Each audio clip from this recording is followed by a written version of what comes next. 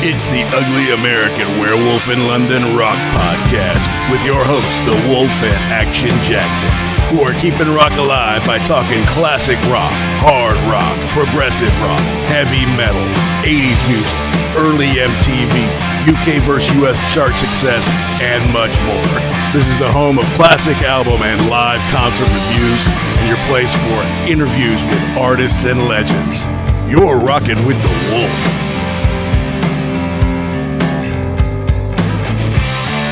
Hey out there, rock and rollers. Welcome to episode number 178 of the Ugly American Werewolf in London rock podcast. Brought to you by me, your host, Mac B. the Wolf, and I will be joined, as always, by my partner in crime from the East Coast of the U.S. of A., Gary Action Jackson. We want to thank everybody who tuned in last week to our On First Listen series on Roger Waters, The Pros and Cons of Hitchhiking. Fun series where we get to listen to albums for the first time that somehow have gotten past our nets, that maybe were highly recommended and we just never heard, or we'd seen them in the record store and we're always curious about them. It's a very ambitious album for Roger as he was getting ready to depart Pink Floyd, and he employed the talents of one Eric Clapton on the record and tour. And we were fortunate enough to have longtime Eric Clapton guitar tech Lee Dixon come on for a bit to tell us a little bit about that tour and the stage setup and what it was like. And that was a special thanks. We appreciate Lee for that, and hopefully you had time to check that one out. But this week we go really into our classic rock canon, to a debut album that's, well, one of the best of the 70s, and that's the debut album by Bad Company, which came out in spring of 74 and featured big hits like Can't Get Enough and Moving On. But it also had a lot of staples of classic rock radio that maybe weren't singles, but were big radio hits, especially in the United States, like Ready for Love. And the band was one of the big supergroups of the 1970s, because you had Paul Rodgers and Simon Kirke, the singer and drummer respectively, of Free, probably best known for their worldwide hit All Right Now. You also had Mick Ralphs of Mott the Hoople, the guitar player and songwriter, plus Boz Burrell, the bassist of King Crimson. So these lads got together, found their way to Led Zeppelin's Swan song label, were managed by their notorious manager Peter Grant, and they were off and running. And this debut album, which is turning 50, sold over 5 million copies in the US. Big around the world, but huge in the US. Maybe not quite as big in the UK. The UK still like Mott the Hoople, but Bad Company's sound and live show were built for the United States of America in the 1970s. And though we were little kids in the 1970s, we got to know almost all of the songs on this record very well because of American rock radio. So when we saw it was turning 50, we thought it'd be fun to go track by track on this one. We'd never done a Bad Company album before. We love Paul Rodgers, and so we think you're going to like this show. We had a lot of fun doing it. First, we had a little bit of business to take care of.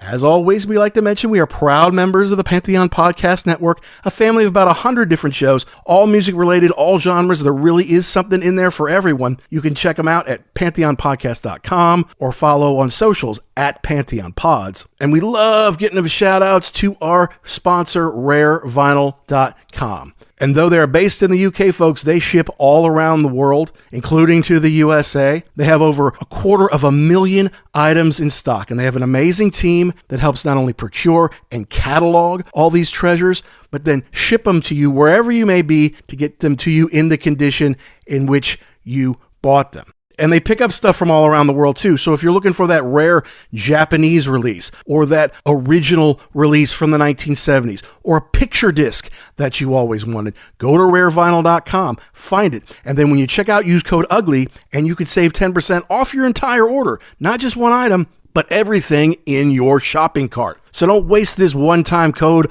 on a $10 single and save yourself $1.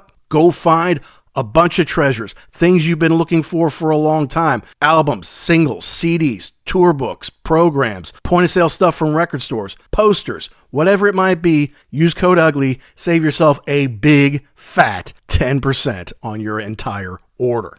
Now back to Bad Company. By the time we got to high school, Bad Company had run its course. They broke up in the early 80s. Paul Rodgers went off to do The Firm with Jimmy Page for a while. And eventually they got a different lead singer in there. Found success in the US again, big chart success, and did some big tours. But without Paul Rodgers, it just wasn't quite the same. And this classic 1970s era of Bad Company, some people just chalk it up, oh, that's a supergroup. That's just AOR radio stuff. Well, the music is awfully good. They write all their own songs. They play their own instruments, folks. And they got one of the greatest voices in the entire history of rock and roll in Paul Rodgers. And as you listen to the songs, even though you might know the big singles, Can't Get Enough and Moving On, I think you'll know almost every song on this record if you've listened to American rock radio as long as we have. So kick back. This was a really fun one to do. We're talking about Bad Company's eponymous debut album as it turns 50 here on The Wolf.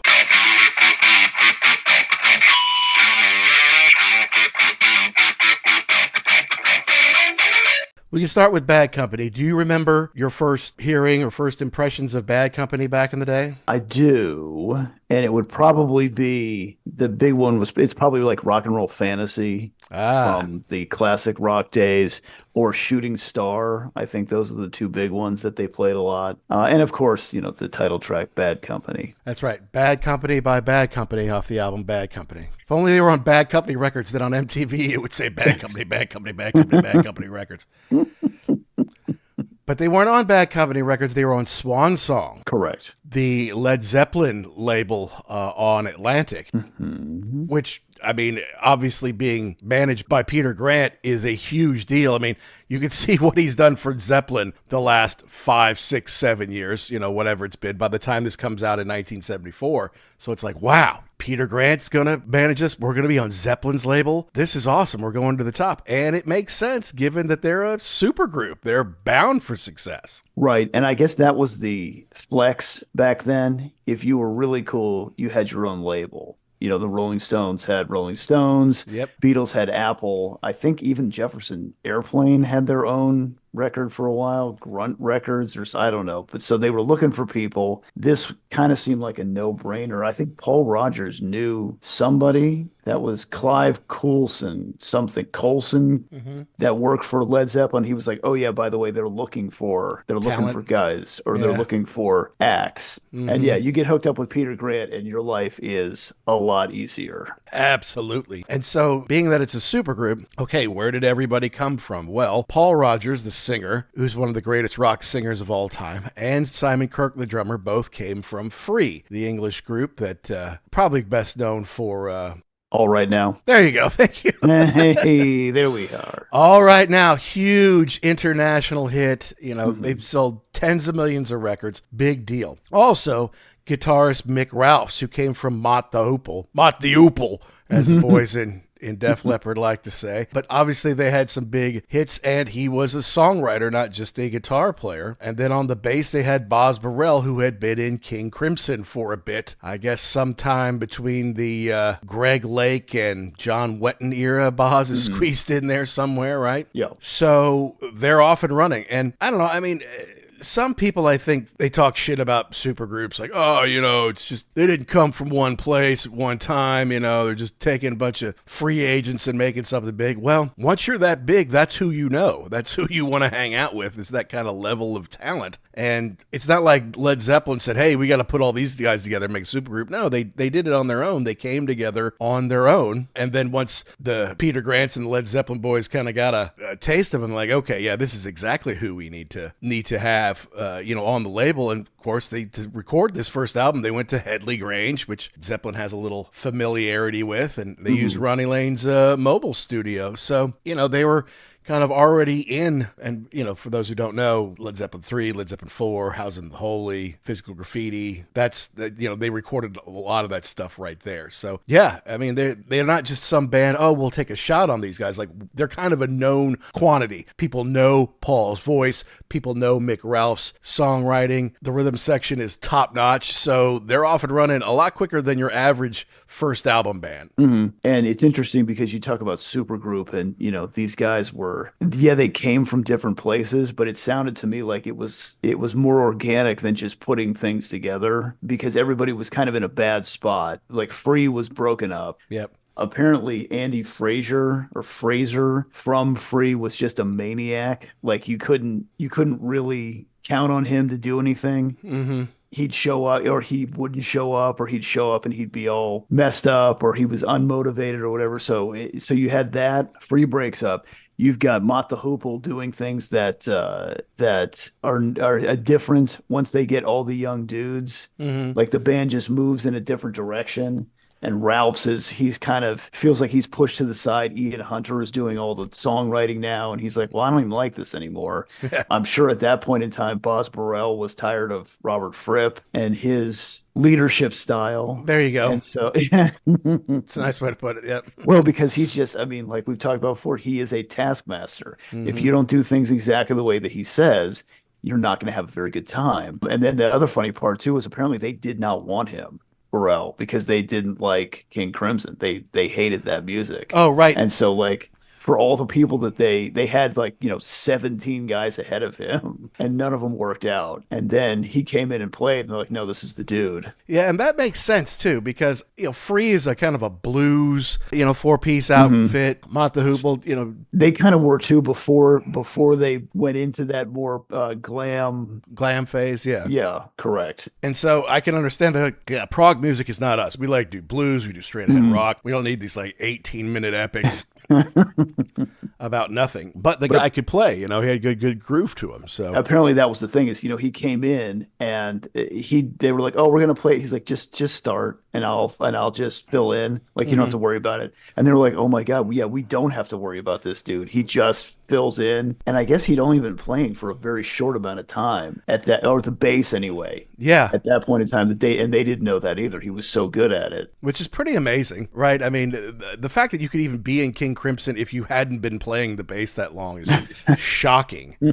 But you must be a pretty darn good musician if you can pick it up that quickly, and then they start writing these killer rock songs and you just, sure, whatever you need. I'll just fit it right in there, no problem. So I think even though what seems like maybe this was manufactured, it kind of came together at a time when these guys were all looking for something new to do. And they found it big time, man. So they found a sound that was huge for rock radio in America in the 70s. Like, I think they did fine around the world, but I think America was the land of milk and honey for them. Like, they sold a lot of albums, they toured a lot, and because Peter Grant was taking care of them, they always got paid.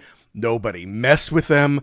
They got big paychecks, because it used to be, it would be the promoter takes 80% and maybe if the band would get 20%, or at some point, it's like, okay, you're such a big band, we'll do it 50-50. Promoter gets 50 and you get 50. And Peter Grant comes in and is like, no, we'll take 90 and you'll get 10. And you let us sell our stuff and all that kind of thing. But they knew because Led Zeppelin was going to sell out, no matter how big a place it was, they would take it. And so he started to muscle in and help Bad Company out that way too. So they earned a lot of money in the 70s. They did very well. Of course, their first album 74, but they kind of went bam, bam, bam, bam, kind of an album a year there for a while, and made, 5 albums in 6 years or whatever it was, and just kept cranking out the hits, man. You remember when we were in college at the used CD store across the street, I picked up 10 by 6, the greatest hits album, or it was 10 from 6, sorry. Correct. Because at that point, they'd made 6 records, and they picked the 10, what they thought were the 10 best songs off there. And we listened to the hell out of that thing. I was so happy to have it, because it's like, I'm not going to go buy 6 Bad Company records. You got to be kidding me. But to have one greatest hits to, like, get to the good stuff, I'm like, yes, this is good stuff. But, you say that 10 from 6, but it was really 10 from 1, because it's real heavy off of this record. I mean, it is, but, let's see here. Of the 10, 1, 2, 3, 4. Right. And that's half the record, right? Right. Yeah. A couple from Straight Shooter, 1 from Run with the Pack, 1 Desolation Angels, no, 2 Run with the Pack, and 1 Rough Diamonds. Okay. Well, it was great. I was always mad they didn't have, or I was always disappointed they didn't have Burning Sky off 10 from 6, but oh well. Well, but then it would be 11 from 6, But then that would be totally. 11. But they have had bigger greatest hits albums since that kind of incorporate more of the songs, Silver, Blue, and Gold is another one that is pretty popular on the rock radio. But this really gave me appreciation for Paul Rodgers, who is definitely one of the greatest vocalists in the history of rock and roll. Certainly deserves to be in the Rock and Roll Hall of Fame. If you want to argue Bad Company doesn't, fine, make your argument. I think they probably do. But you can't deny Paul. I would agree with you on that. And even doing research for this show, I realized there's more to Paul Rodgers than even that. I mean, he plays double lead with Mick Ralphs on a couple of these deals. He plays the piano. Yep. He can sing. And no offense to this record or any of the records that they put out, it really seems like they were built to play live. The live stuff is really good from them. Yeah, absolutely. And I've got some of that on CD. And it's like, yeah, they really did have it. There's no doubt about it. Yeah, there's not a lot. It doesn't seem like there's a lot of extra stuff on these records, so it translates live really well, and that when they get into it, they can really crank this out. And it seemed like they really got along, which, sometimes on supergroups, like, okay, well, I come from the bigger group, from outside of here. I wrote all the songs, so, we're going to do what it seemed like they kind of just got along, and they wrote together sometimes, and it just seemed like it worked. Yeah, I think they were all kind of tired of coming from situations or they had come from situations that had gone bad. And so they knew what they didn't want. And yeah, I think everybody was just looking for a comfortable situation where everybody was heading in the same direction. Yeah. And there were no weak links. Well, that's the thing. I mean, like Led Zeppelin, everybody was awfully, awfully good at what they did.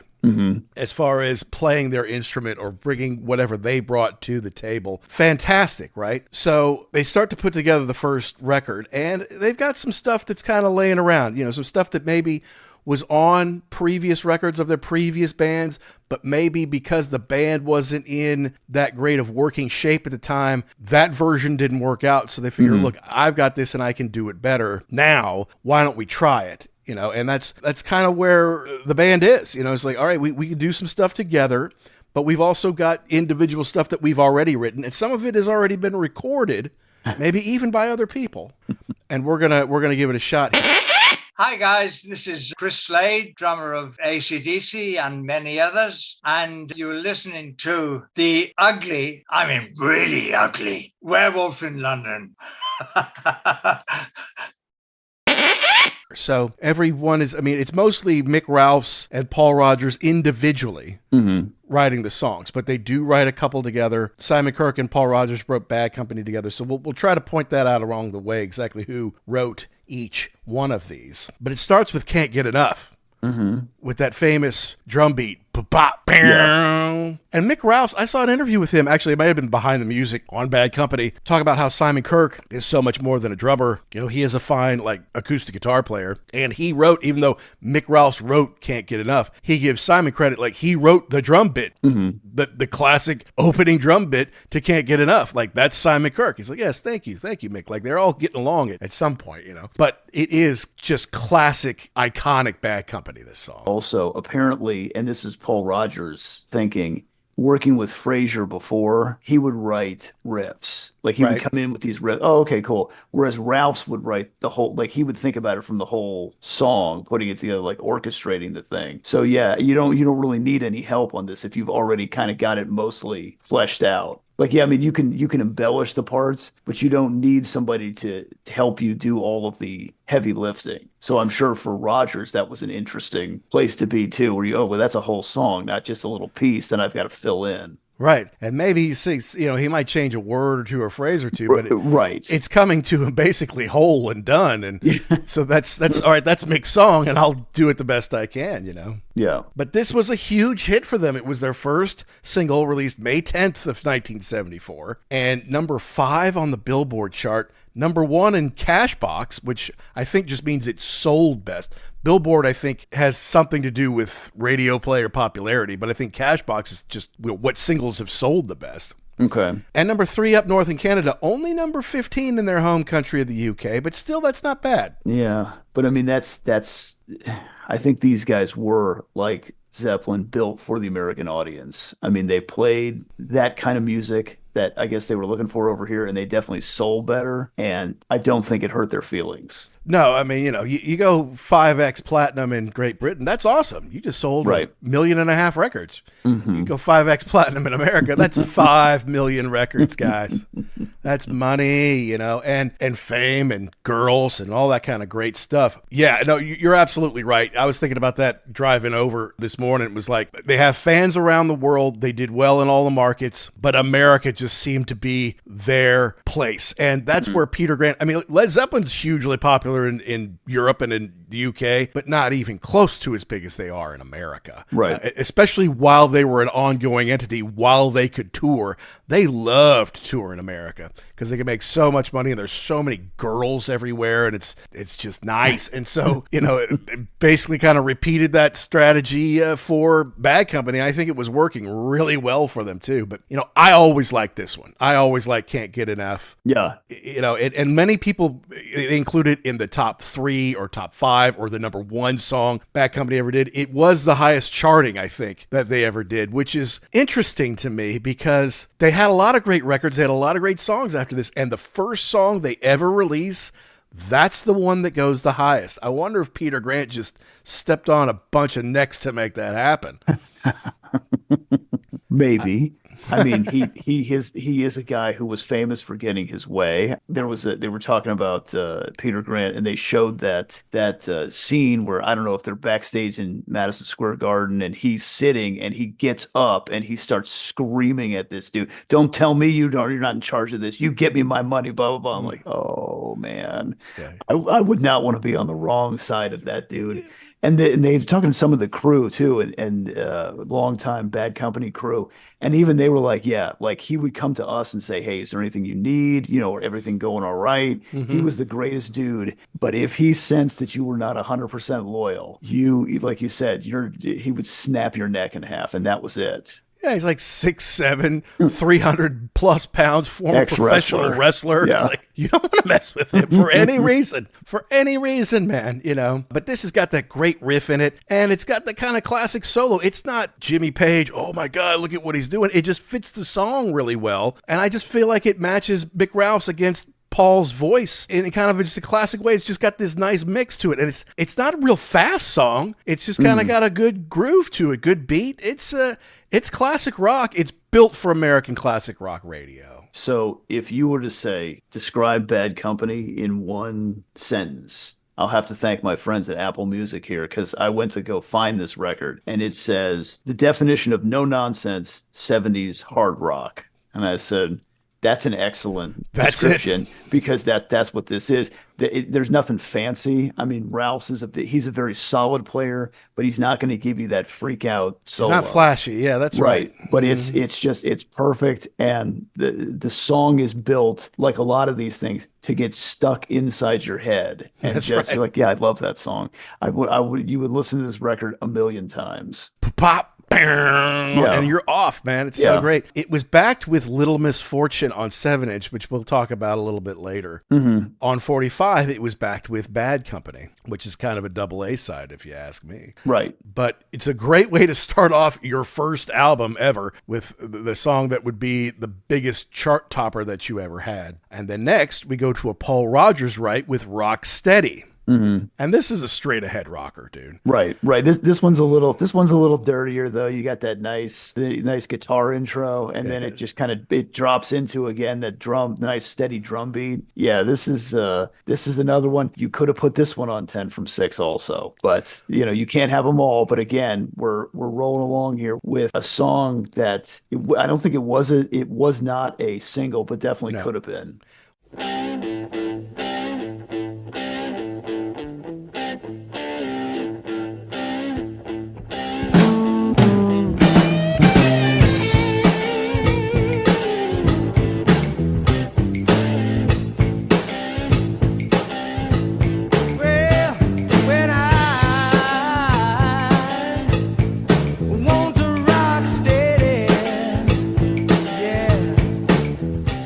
Well, yeah, and the thing is, over time, especially in America, classic rock stations will go a little deeper. Like, okay, you've had a couple singles, but there are other songs on there that I know are good because I've spun the whole record or I've seen them live. And over time, we've heard Rock Steady quite a bit on classic rock radio. Right. And it's great. It's got a bit of old blues in it, big riffs, a confident singer, very 70s hard rock this one. I think Rodgers he's a little grittier on this one too, so it kind of shows you that this is not going to be all happy-go-lucky. Well, that's right. And, even though everybody's getting along, everybody's being friends, I just tend to feel like the guys always do their best on their own songs, on the songs that they wrote. Not that he didn't do well on Can't Get Enough. He's great on it. But I just feel like, all right, this is mine. It's going to be the second song on the album. I'm going to belt this out. Rock, rock, rock, rock, steady, Okay, so they're kind of following formula, right? You come in, punch them in the face with a good rocker. Then the next one, you got to kind of take it up a notch on something. The next one, you can throttle back a little bit.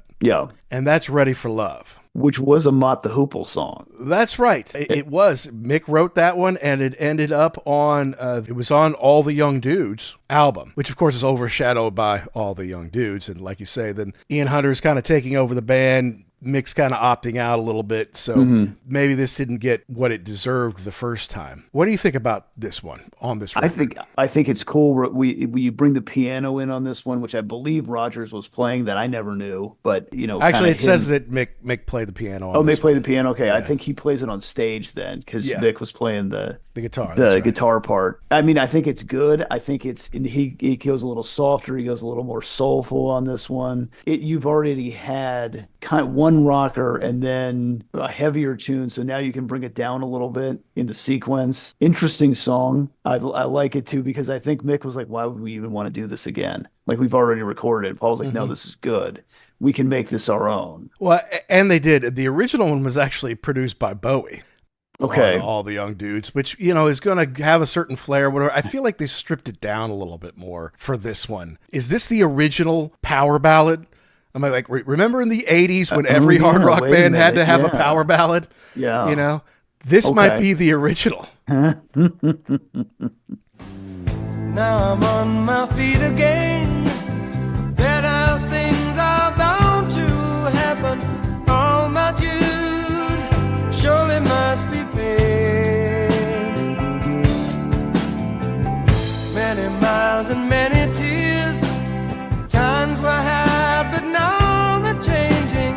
You should know that I'm not afraid. Okay, this is going to sound weird, I know, but this may be the best they ever did. This may be the best they ever recorded, this song. And I know it's weird because it's not one of their hard rockers that we love. Why would you say that then? What is it? What about this song grabs you? Well, first of all, the lyrics, it's not just hot rods and chicks. It's somebody who's experienced a couple things in this life, Okay. So, like the second verse is, now I'm on my feet again. Better things are bound to happen. All my dues surely must be paid, Many miles and many tears. It's not just teenage love or party. It's about, okay, I've been around the block, and now I know what I want, which kind of is the story of Bad Company. It's like, we did our bands, that had big success, but we had shitty record contracts, or we were tied to people who didn't pull their weight, or, whatever it was. We had drug problems. Now we're doing it right, and now I'm ready for it. And I think Paul's voice is incredible on this. Incredible. Yeah, I was just thinking about that too when you were saying the bands. Maybe they didn't have optimal situations. So now we've paid our dues.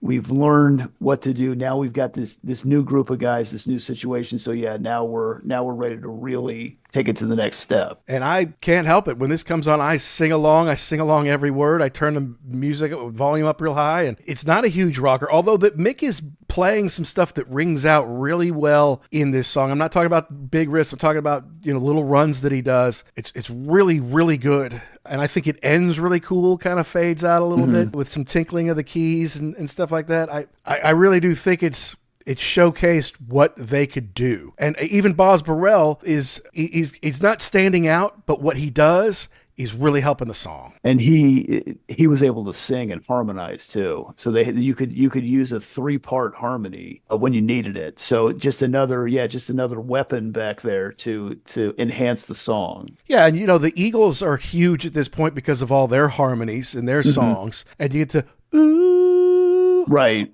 I mean, it fits the time well. It makes the most out of everything this band has going for it, and I think it's awesome. And it was not released as a single. Now, again, because it's such a good song and DJs in America are like, that's good, we got to get that on the air. We've heard it 1,000 times. And of course it was on 10 from 6, but it's All Music called it a quintessential classic rock staple. Ultimate Classic Rock said it's better than the original, more moody with a little bit of extra swagger, and I like that. I think I think it's true, you know. Malcolm Dome says it has the atmosphere of someone trying to convince his lover that things are changing for the better. And I'm like, yeah, you know, I can feel that in there, because I always thought it was a love song, and then I'm like, well, okay, now that I understand the story, it could be about other things too. I promise, baby, this time it's going to be different. Sure. But no, now I'm on my feet again. Like, better things are about to happen. So I think it's great. I have all their records with Paul Rodgers. I think this is the best. I think this is the best they did, personally. All right. Well, there you go. I think it is. I don't know. I'd like to talk to whoever figured out what the singles were, because there are several on here that could have been also put out. I know you can't put them all out, but I'd be interested, you know, why you thought that, you know, A was okay, but B wasn't. And maybe it was because it was a cover. I don't know. Yeah, maybe so. And like Led Zeppelin didn't really do love songs, you know, so it's like, Right. you're going to be on our record. You can record those. Yeah. But we're going to push the hard rock stuff. Who knows? But it's a great one. The fourth song and the last on the first side is Don't Let Me Down, a co-write by Mick and Paul. And, well, this is a little different still, right? This isn't just a hard rocking song. This is kind of a gospel song. Yeah. Yeah. You slow it down. You got the choir, you got the sax, which we haven't heard yet. It's a nice change of pace on this thing. It's a nice way to end this side of the record. And you're right. It showcases Rodgers' voice again in a different way. Yeah, he's more of a crooner to start on this one. Yeah. Don't let me down. Don't let me down. Don't let me down. Yeah. Love can be found.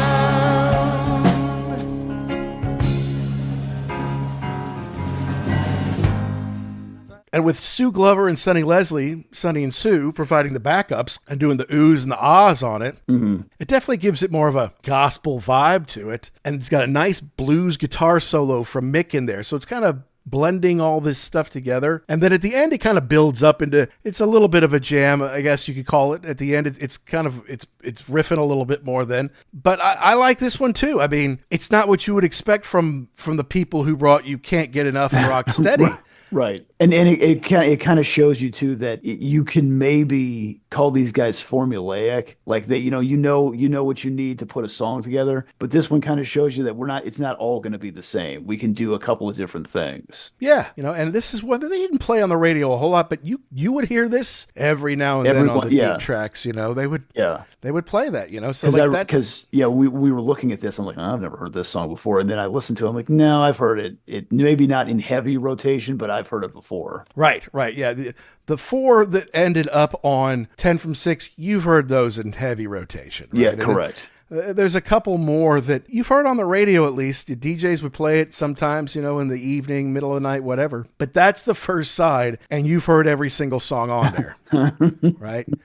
Now we flip it over, and it's Bad Company. The title track, the treble, if you will. Kind of like Man City won the FA Cup and the Premier League and the Champions League. Bad Company's the name of the band, the album, and the song. And of course, it wasn't released as a single, but you know that DJs are going to play Bad Company by Bad Company on Bad Company. How come you just want to say that?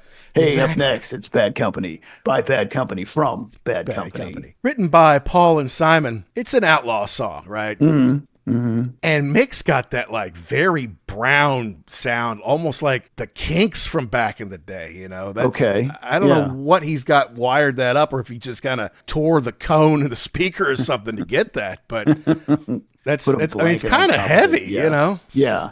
That's why they call me Bad Company, and I can deny.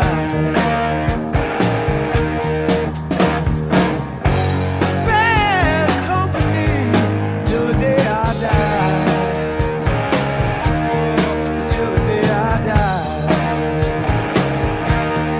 Till the day I die.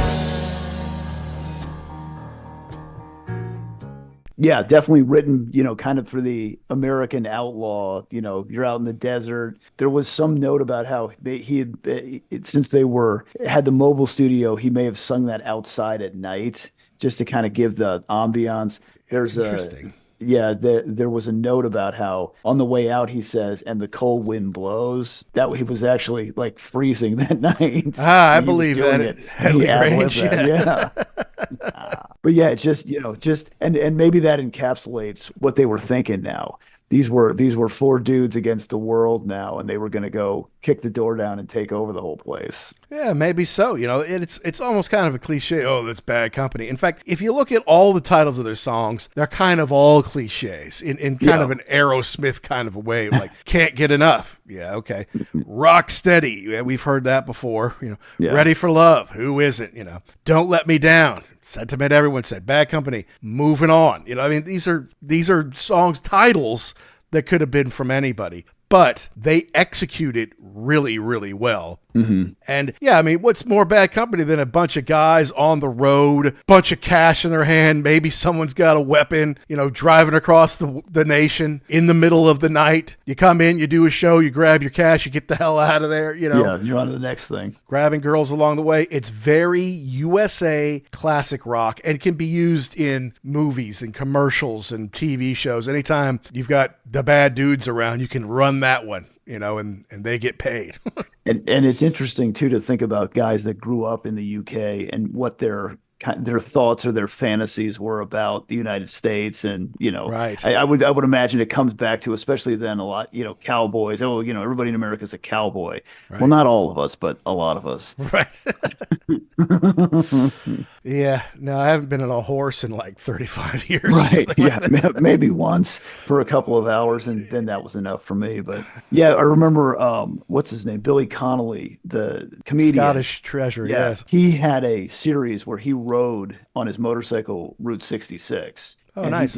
It was a 4 or 5 part documentary, but he said that he remembered being a child in his room and having the map of the United States up and having Route 66 plotted out on there and just fantasizing about being able to go there and ride through it and to see all the different things. So I think that was a big deal for people growing up in what were these guys? Probably the 50s, the 60s, into the 70s over there, just, dreaming of coming to America and what it would be like, and the U.S. mythos, or what they had made it. And so I think this was kind of his ode to that. Yeah, I think you're right on about that stuff. Yeah, and like even Keith Richards, like Roy Rogers, had a little hat, maybe some spurs when he was a little kid. It's just being free, right, out on the range, free, tough, and you're pretty free. But yeah, you got to be tough because there's some people out there who don't want these long hairs around here, right? Yeah. You got to be prepared to stick up for yourself. So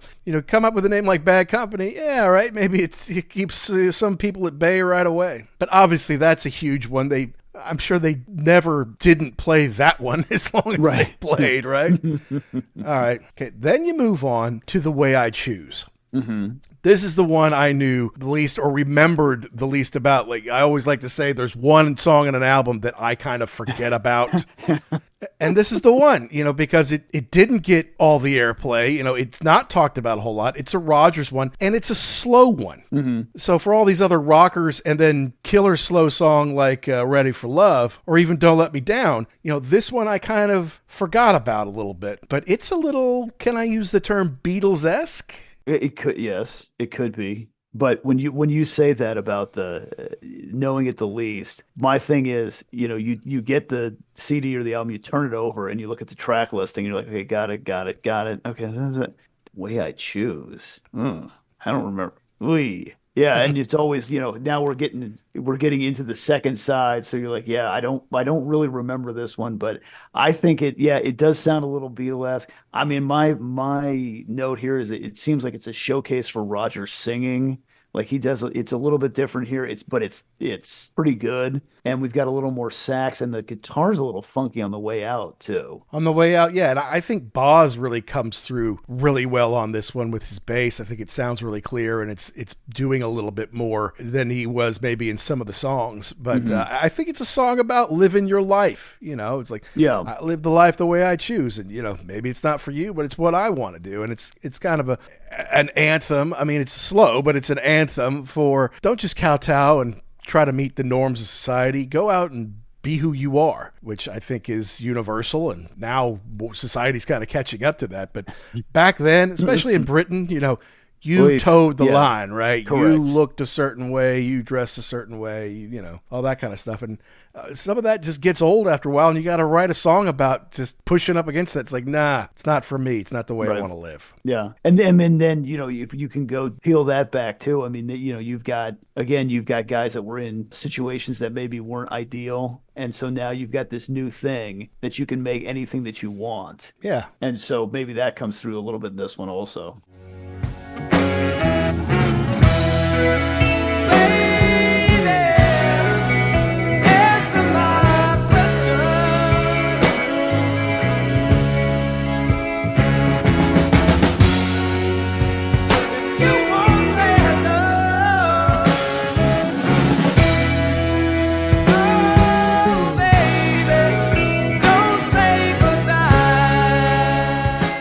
So I was glad to find this one again, just because it's like I know these songs like the back of my hand. I'm like, okay, this one I'm not as familiar with, right? This one I'm not remembering quite as well. So that would you cool. Okay, but would you skip it though? No, I don't think so either. No. I think honestly let this one just play. Yeah, man, it's like 35 minutes. I mean, you know, I'm short on time, but I'm not that short on time. You know, I would just let the whole thing run. And I did, in, you know, getting ready for this, I just let the whole thing run a couple of times. And I'm like, this is great. This is such a good album for a debut album. It's so solid. Now, it's not really a debut in that these guys had all made many big albums before. Right. But it's the first time they've come together, they've written together, they've played together. So yeah, it is pretty solid. And real quick, back to Boz Burrell. I think that he was one of the first dudes to play the fretless bass. And I think a couple of, like, you know, maybe Paul and Mick were like, no, wait a minute. That's kind of it's funky because you can slide into things. But also you can't make any mistakes either because there's no frets to guide you. You have to be pretty precise. You have to know what you're doing. Rookies don't play those things. Correct. Yeah. Yeah. But I mean, obviously he had some kind of great music ability that allowed him to not only pick up the bass really quickly, but be able to do it on fretless. It's impressive. Right. It's impressive. But the way I choose, you know, it is the longest song on the record at a little over 5 minutes. Then we move to Movin' On. The second single released, and I think it may have only been released in the US, but that was January of 75. And this is one that Ralphs had written. It had been on. Do you know the story of this one? No, go ahead. This is Mel Gannon from Simple Minds. You listen to the Ugly American Werewolf in London. You stay cool and see you soon. Okay, so it was originally released by a band called Hackensack. Now, Hackensack was on the same label as Mott the Hoople. So they were trying to get them going. Mick gave them this song. They only had one record. They only had one single. This was it.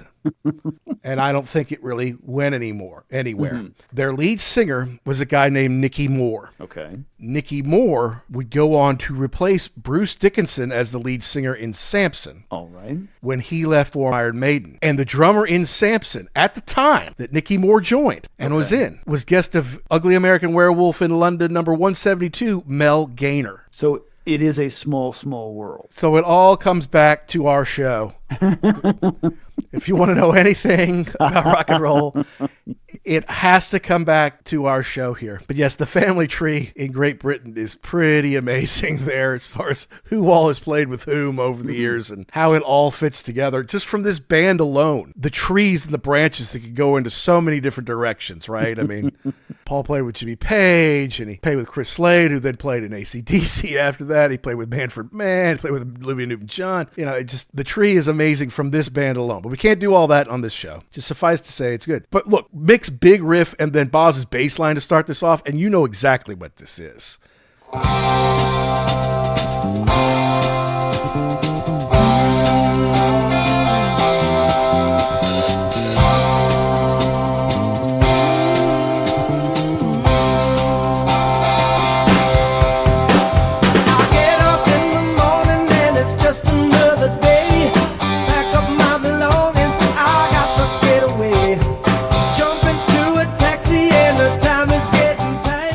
And it is nice too, because so you've got Bad Company, you got The Way I Choose. We're a little slow here, and now we pick it back up again. Yep. And the bass, Boz is hitting it. He's great on this one, man. And the theme of, just we're out here, we're trying to make it, and we're just one show to another. You do it, you pack up, you move on to the next thing. Yep, every night. And it's not like now where you get 2 or 3 days off between shows if you want it or need it. If you're there for 30 days, you're playing 26 or 7 dates, right? Mm-hmm. You've got to do it. And is this more about or incorporating kind of the road crew too, of that mentality of, so those guys, the only break that you get is when the show's going on. You're either setting it up or packing it up back into the trucks. That's for sure. Yeah, no, the life of a roadie is pretty tough, and at least they were recognizing that. But this actually went to number 19 on the Billboard charts, so I don't think it did much in England. I don't think it was released as a single in the UK, but it hit 19 here, which kind of helped them tour a little bit more, right? I mean, they released it 6 or 7 months after the album came out, so obviously there was some traction there, and it helped it sell. I mean, look, 5 million copies in the US is still a big deal. I read that it was one of the top 50 selling albums of the 1970s in the United States. Well, when you look back on this one, you figure you're going to, let's just say that you've got money, you're at the record store. Maybe you don't really know what you want, but you want bang for the buck. This is it. Well, that's true, especially after the DJs start playing the deep cuts. But, a gold record in Canada, which is what it went, that's 50,000 units. Nothing, that doesn't be ashamed of, but, not huge. UK, gold, 100,000. 5 times platinum, 5 million in the US. It's huge. It went to number 1 on the Billboard chart. It's a number 1 album. 3 in the UK is very respectable too, obviously. And Hypnosis, famous for all sorts of Pink Floyd and Led Zeppelin albums, did the cover for them.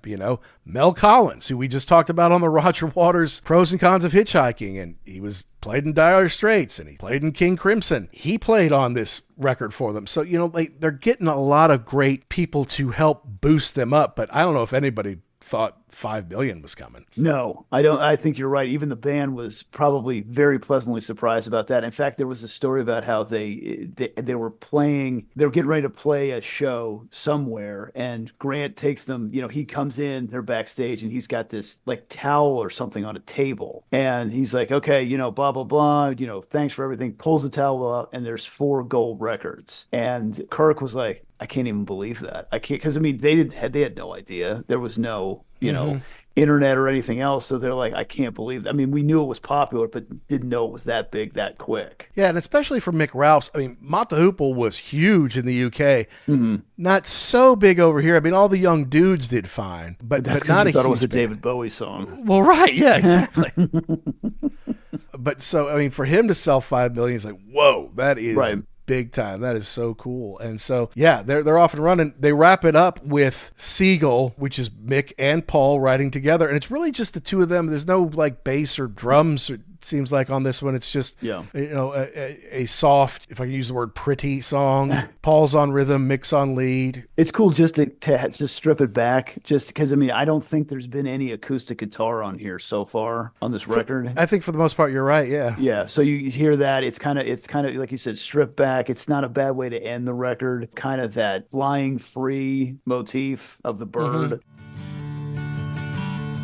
Seagull, you fly across the horizon into the misty morning sun. Nobody asks you where you are going. Nobody knows where you're from. And it's one that he still likes to do. It's one that he's still proud of, so that's cool, and it's a nice way to kind of wrap up this album. It's not super long, it's like 35 minutes, but those are the 8 songs, and there's not a clunker on here, No. Yeah, there isn't anything that you would skip. Now, there's a couple other songs we can talk about. There's one called Easy on My Soul, the B-side to Moving On, which was, I guess it was a carryover from Paul and Simon had written it when they were free. It was on Heartbreaker, which was their last album, which I think was hard for them to make and really kind of made out of obligation, and their guitar player was having some issues. And There's some piano on there. It's not exactly their sound, especially I think the guitar is a little different. So it makes me wonder if Mick's heart was really in it. Like, why am I doing an old Free song kind of thing? It's big though. I mean, it could have been on the album. It's got a big sound to it. I kind of liked it.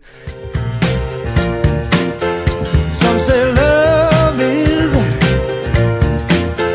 some say what is love, some say is love really all around me? I really want to know. Some say life is. And then Little Misfortune was the B-side of Can't Get Enough. This is Rodgers and Ralphs together. And honestly, this sounds a lot like the rest of the stuff of the album. It's very blues-based, but there's a piano on there that really kind of brightens it up. Mm-hmm. Yeah, that's I had that note too. It was a little funky piano that makes it sound a little different, but it does fit in with everything else.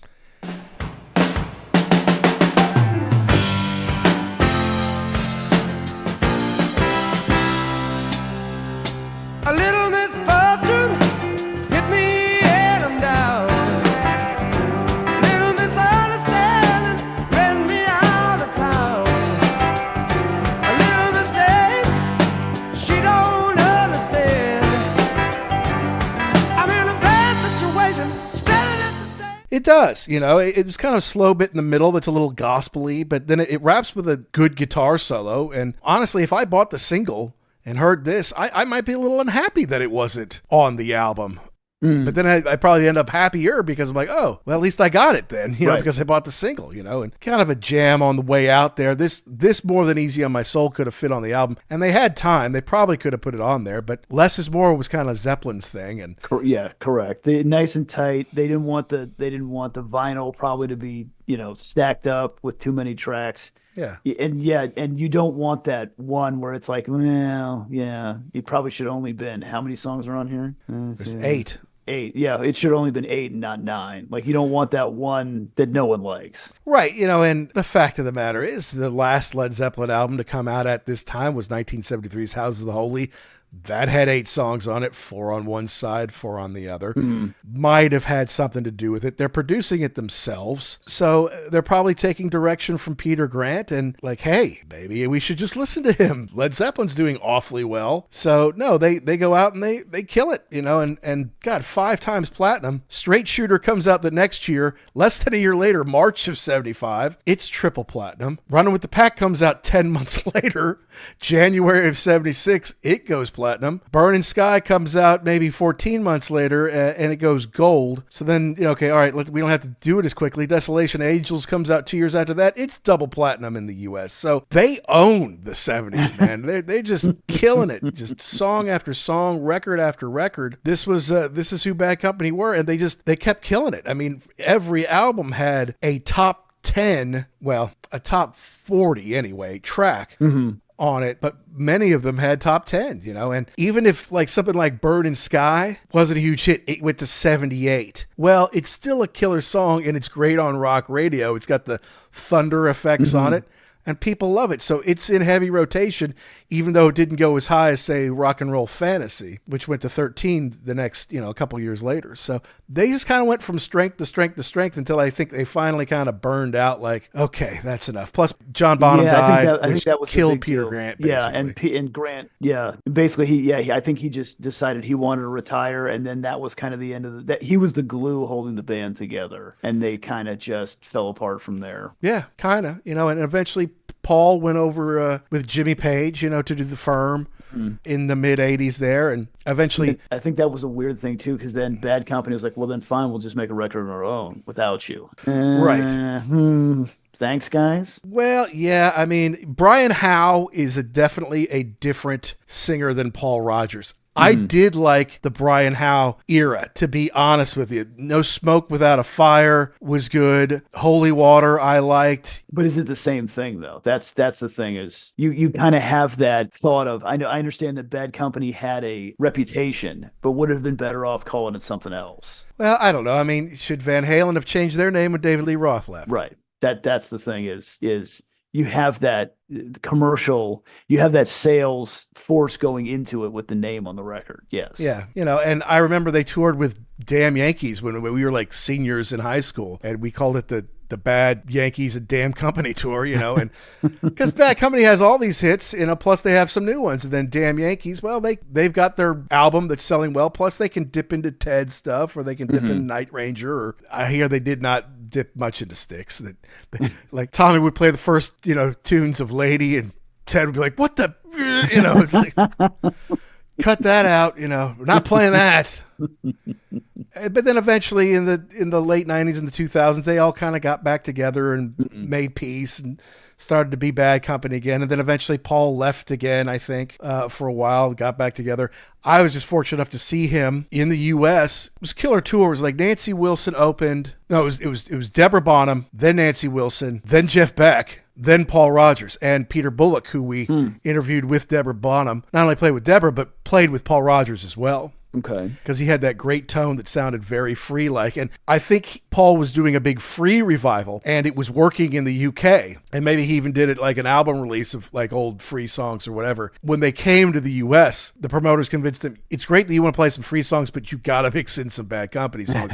That's who you are here. You're so huge here. And a lot of bands will do that, depending on what territory they're in. They have songs that are bigger in one place than another. They'll mix them in. Kiss will play Crazy Crazy Nights in the UK on their farewell tour. They won't play it here in America.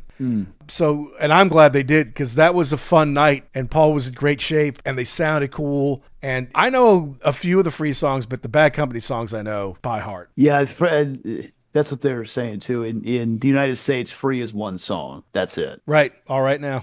Correct. And so, yeah, you're right. If you come to the United States and you want to play a big free set, you're going to have a lot of people scratching their heads like, I haven't heard that one. Yeah, exactly. Anyway, I love this album. I love Bad Company. I'm a big fan. I think they're one that's kind of overlooked, or not overlooked, but they're kind of, they don't get the recognition that they deserve. I mean, you're right. They didn't have one. There was no bad record or no misstep the entire time that they had that 4 or 5 album run. No, I mean, that's the thing. And you want to say, well, they were under the guise of Peter Grant. Yeah, that's a good thing. People say, well, it's, you could put a lot of bands under Peter Grant and they would have been bigger. It's like, okay, well, that's not the way it worked out. They tried to put Detective under him. They didn't work out so well, right? Bad Company did the job and got it done, and their legacy proves it. Yeah, you still have to write the songs. I mean, you can only promote stuff so much. If you've got the goods to go out there and do it and play in front of the audience, yeah, if you've got nothing, all the management in the world is not going to help you.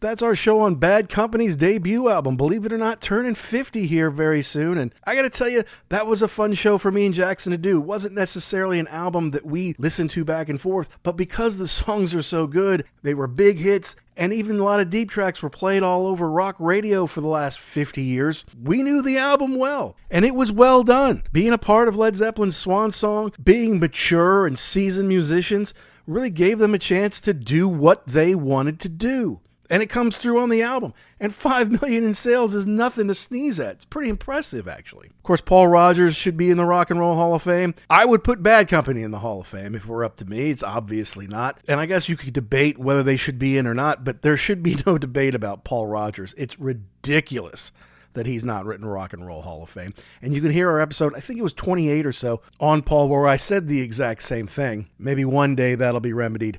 Who knows? But we had fun doing it. Hopefully that came through in the show. And of course, we need to know, folks, did we get something right? Did we get something wrong? Did we miss the point? Did we leave out your favorite part? Email us. Let us know. It's uglyamericanwerewolf@gmail.com. You can let us know the bands, the albums, the concerts, the DVDs, the books, the movies, the rock properties you want to hear us talk about here on the show. You need to make sure you download and subscribe wherever you get your podcast. Those downloads are like gold to us. It's how they measure us against other shows. It's how we get more and better guests on the shows through more downloads. So it really does make a big difference. And another thing that makes a huge difference, if you're thinking about it, folks, please give us a 5-star review wherever you are, wherever you get your podcast. It just helps us grow the show, helps us find more rock and roll fans like you. Thanks, as always, to Pantheon Podcast for making us part of the family. And thanks to RareVinyl.com, where if you visit today, You can save 10% off your entire order by using the code UGLY at checkout. That's it for this week. Lots more fun albums and guests and concerts to review here in the future. So stay tuned. And to all you rockers all around the world, be cool and keep doing what you do to keep rock alive.